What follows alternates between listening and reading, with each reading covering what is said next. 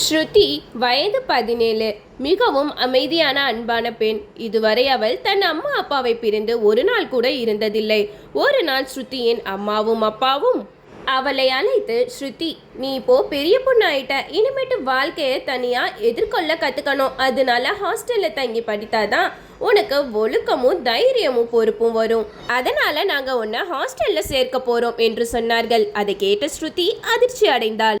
அம்மா, எனக்கு ஹாஸ்டல் வேண்டாம், நான் உங்களை விட்டுட்டு எங்கேயும் போக மாட்டேன், தயவு செஞ்சு என்னை அனுப்பாதீங்க என்று கதறி அழுதாள். ஆனால் பெற்றோரின் முடிவு மாறவில்லை. சில நாட்களுக்கு பிறகு ஸ்ருதியை ஒரு பெண்கள் ஹாஸ்டலில் சேர்க்க அவர்கள் அழைத்துச் சென்றார்கள். ஹாஸ்டலின் பெரிய இரும்பு கதவை பார்த்தவுடன் ஸ்ருதியின் மனதுக்குள் சொல்ல முடியாத ஒரு பயம் தோன்றியது. உள்ளே நுழைந்ததும் அங்கிருந்த சில மாணவிகள் அவளை ஒரு வித்தியாசமான பார்வையுடன் பார்த்தார்கள். அந்த பார்வை ஸ்ருதிக்கு சங்கட்டமாக இருந்தது. ஸ்ருதிக்கு சரியாக ஆங்கிலம் பேச தெரியாது. அவள் தமிழில் தான் பேசுவாள். அப்போது ஹாஸ்டல் மேம் ஆங்கிலத்தில் சில கேள்விகளை கேட்டார். ஸ்ருதி அமைதியாக நின்றாள். ஒரு கேள்விக்கு கூட அவளால் பதில் சொல்ல முடியவில்லை. அதை பார்த்த மேம் மெதுவாக சிரித்து கொண்டு, கவலைப்படாதே, இப்போ உனக்கு ஆங்கிலம் தெரியாம இருக்கலாம், ஆனா கொஞ்ச நாள்ல நீயே நல்லா பேச ஆரம்பிச்சிடுவ. இங்க இருக்கிற எல்லாரும் உனக்கு உதவுவாங்க, பயப்பட வேண்டாம் என்று ஆறுதல் கூறினார். அந்த வார்த்தைகள் ஸ்ருதிக்கு கொஞ்சம் நிம்மதியை கொடுத்தாலும் அவளுடைய மனதில் இருந்த பயமூட்டம் குறையவே இல்லை. பெற்றோர் கிளம்பும் நேரம் வந்தது. ஸ்ருதி தன் அம்மாவின் கையை இறுக்கமாக பிடித்து கொண்டு கண்களில் கண்ணீருடன் சொன்னாள், அம்மா, ஏனோ தெரியல, இதுதான் நான் உங்களை கடைசியா பார்க்கிற நேரம்னு என் மனசு சொல்லுது. அந்த வார்த்தையை கேட்டதும் ஸ்ருதியின் அம்மாவும் அப்பாவும் அதிர்ச்சி அடைந்தார்கள். ஏமா, ஏன் இப்படியெல்லாம் பேசுற? ஒன்றும் ஆகாது. உன்ன மாதிரி எவ்வளவோ பொண்ணுங்க இங்க தங்கி படிக்கிறாங்க. நீயும் அவங்க கூட சந்தோஷமா இருப்ப. நீ எங்களுக்கு ஒரே பொண்ணு. உன்னோட எதிர்காலம் நல்லா இருக்கணும் தான் இந்த முடிவு. தைரியமா இரு, நாங்க அடிக்கடி உன்னை வந்து பார்ப்போம் என்று சொல்லி அவளை சமாதானப்படுத்தினார்கள். ஆனால் ஸ்ருதியின் மனம் அதை ஏற்கவில்லை. அம்மாவை கட்டி பிடித்து அழுதாள். சில நிமிடங்களுக்கு பிறகு கண்ணீரை மறைத்தபடி பெற்றோர் ஹாஸ்டலை விட்டு வெளியேறினார்கள். ஹாஸ்டலில் சேர்ந்த முதல் சில நாட்கள் ஸ்ருதிக்கு மிகவும் கஷ்டமாக இருந்தது. அவள் எல்லோரிடமும் சிரித்து பேச முயற்சி செய்தாள். எல்லோருடனும் நண்பர்களாக பழக வேண்டும் என்ற ஆசை அவளுக்கு இருந்தது. ஆனால் யாரும் அவளுடன் சரியாக பேசவில்லை.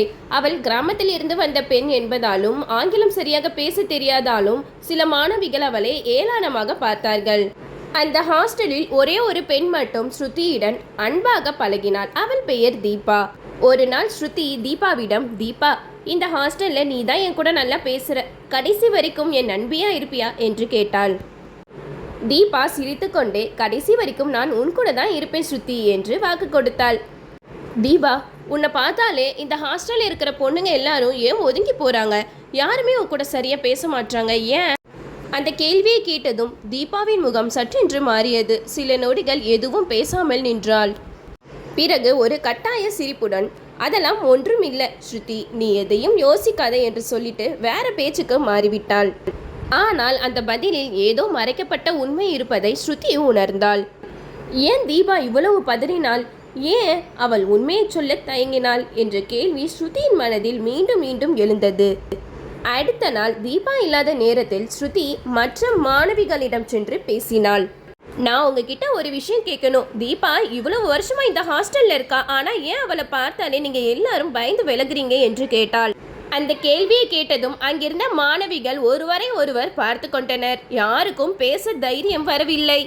இறுதியில் ஒரு பெண் மெதுவாக ஸ்ருதியிடம் அருகில் வந்து, இல்ல, நாங்க எதுவும் சொல்ல மாட்டோம், நாங்க எதையாவது சொன்னா அப்புறம் ராத்திரி எங்களை நிம்மதியா தூங்க முடியாது என்று நடுங்கிய குரலில் சொல்லிவிட்டு அங்கிருந்து வேகமாக போய்விட்டாள்.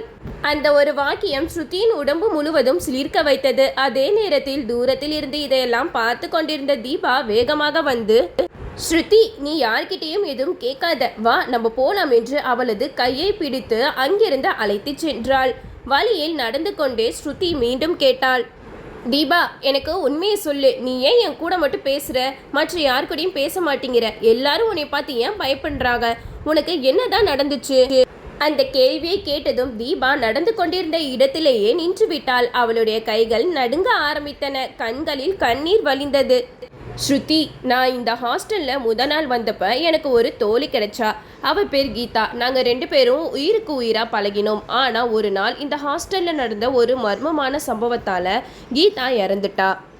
அதை சொல்லும்போது தீபாவின் குரல் நடுங்கியது. கீதா இறந்ததுக்கு பிறகு ஒவ்வொரு ராத்திரியும் அவ என்னை வந்து பார்க்க ஆரம்பிச்சா. என்கிட்ட பேசுவா, சிரிப்பா, அழுவா. ஆனால் அந்த கீதாவை யாரெல்லாம் பார்க்கிறாங்களோ கொஞ்ச நாளில் அவங்களும் இறந்துடுறாங்க. அதனால தான் இந்த ஹாஸ்டலில் யாருமே என் கூட பேச மாட்டாங்க. எனக்குன்னு கிடைச்ச ஒரே தோழி நீ தான். இந்த உண்மை தெரிஞ்சா நீயே என்னை விட்டு போயிடுவேன்னு பயந்தேன். இந்த உண்மையை கேட்ட ஸ்ருதியின் உடம்பே நடுங்கியது. அவளது கைகளும் கால்களும் உதற ஆரம்பித்தன. ஒரு வார்த்தை கூட பேசாமல் தீபாவை விட்டு மெதுவாக விலகிச் சென்றாள். ஆனால் அந்த நிமிடத்தில் இருந்தே யாரோ ஒரு உருவம் தன்னுடைய பின்னாலே நடந்து கொண்டிருப்பது போல அவளுக்கு தோன்றியது. திரும்பி பார்த்தால் யாரும் இருக்க மாட்டார்கள். மீண்டும் நடக்க ஆரம்பித்தால் மீண்டும் அதே காலடி சத்தம். பயத்தில் ஸ்ருதி நேராக முதல்வரின் அறைக்கு சென்று, மேடம், நான் இங்கே இருக்க மாட்டேன், என்னை என் வீட்டுக்கு அனுப்பிடுங்க, எனக்கு ரொம்ப பயமா இருக்கு என்று கதறி அழுதாள். ஆனால் பிரின்சிபல் அமைதியாக, ஸ்ருதி, இப்போ நினைச்ச நேரத்துக்கு வீட்டுக்கு அனுப்ப முடியாது, நீ தைரியமா இரு, ஒன்றும் ஆகாது என்று கூறினார். அந்த பதில் ஸ்ருதிக்கு இன்னும் அதிக பயத்தை ஏற்படுத்தியது.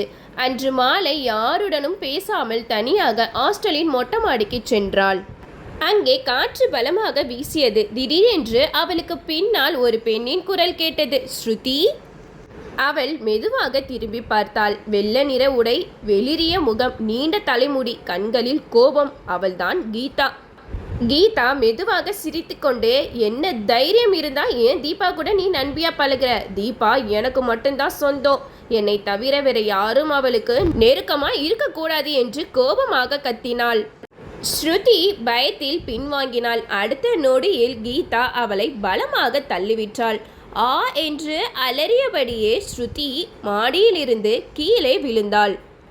பெரிய சத்தம் கேட்டதும் ஹாஸ்டல் முழுவதும் பரபரப்பானது. மாணவிகள் அனைவரும் ஓடி வந்தார்கள். ஸ்ருதி இரத்த வெள்ளத்தில் மயங்கி கிடந்தாள். ஸ்ருதி மருத்துவமனையில் உயிருக்கு போராடி கொண்டிருப்பதாக செய்தி ஹாஸ்டல் முழுவதும் பரவியது. அங்கிருந்த மாணவிகள் அனைவரும் தீபாவை பார்த்து, தீபா, இதெல்லாம் உன்னால தான் நடந்தது. ஸ்ருதி உன் கூட நெருக்கமாக பழகினால்தான் கீதாவின் ஆவி அவளையும் விட்டு வைக்கல. பாவம் ஸ்ருதி என்று கூறினார்கள். அந்த வார்த்தைகள் தீபாவின் மனதை உடைத்தன.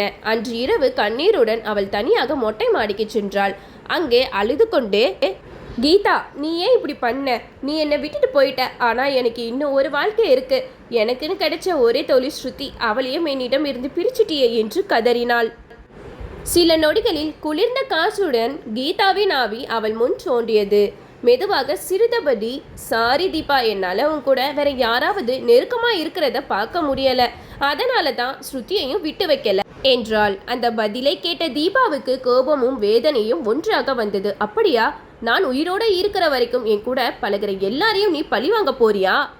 அப்போ நான் இந்த உலகத்திலே இல்லைனா இனிமே நீ யாரையுமே துன்புறுத்த முடியாது என்று உறுதியாக சொன்னாள். பிறகு வானத்தை பார்த்து கண்ணீருடன், என் தோழி ஸ்ருதியை நான் இழந்துட்டேன். அவள் பிழைப்பாளா இல்லையா எனக்கு தெரியல, ஆனால் அவளுக்காக என்னோட உயிரை கூட நான் தியாகம் செய்ய தயார் என்றாள். அடுத்த நொடியில் தீபா மொட்டை மாடியிலிருந்து கீழே குதித்தாள். அந்த இரவு ஹாஸ்டல் முழுவதும் ஒரு பயங்கரமான அலறல் சத்தம் கேட்டதாக அங்கிருந்தவர்கள் சொன்னார்கள். ஸ்ருதியும் தீபாவும் இறந்த செய்தி இரு குடும்பங்களையும் சோகத்தில் ஆழ்த்தியது. ஸ்ருதியின் உடலை அவளுடைய அம்மா அப்பாவிடம் ஒப்படைத்த போது அவளது அம்மாவுக்கு ஒரு வார்த்தை மட்டும் மீண்டும் மீண்டும் நினைவுக்கு வந்தது. அம்மா, நான் இந்த ஹாஸ்டலுக்கு போறேன், திரும்பி வருவேனான்னு தெரியல. அப்போது அந்த வார்த்தையின் அர்த்தம் புரியாமல் ஆறுதல் சொன்ன அம்மா இன்று மகளின் உயிரற்ற உடலை பார்த்து கதறி அழுதார். இந்த கதையோட நீதி, அன்பும் நட்பும் மனித வாழ்க்கையின் மிகப்பெரிய செல்வங்கள். ஆனால் பயம், தனிமை, மறுக்கப்பட்ட உண்மைகள் இவற்றை அளிக்கும் போது அதன் வலி பல உயிர்களை பாதிக்கிறது. எந்த மர்மத்தையும் விட உண்மையை நேரத்தில் பகிர்வதும் ஒருவருக்கொருவர் துணையாக இருப்பதும் தான் உயிர்களை காப்பாற்றும். இந்த வீடியோ உங்களுக்கு பிடிச்சிருந்தா மறக்காம நம்ம வீடியோவுக்கு லைக் பண்ணிருங்க. நம்ம சேனலை சப்ஸ்கிரைப் பண்ண மறந்துடாதீங்க.